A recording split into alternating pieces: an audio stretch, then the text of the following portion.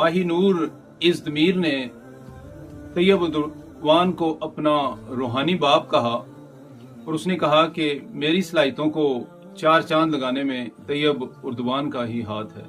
اب وہ لڑکی تو نہیں رہی، تقریباً 40 سال سے زیادہ اس کی عمر ہے، لیکن آج بھی وہ طیب اردوان کے گن گاتی ہے۔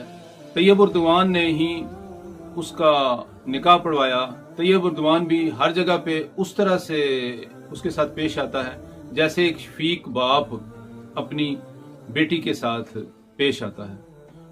ویڈیو بنانے کا مقصد یہ تھا کہ اللہ کبھی بھی اپنے بندوں کو تنہا نہیں چھوڑتا۔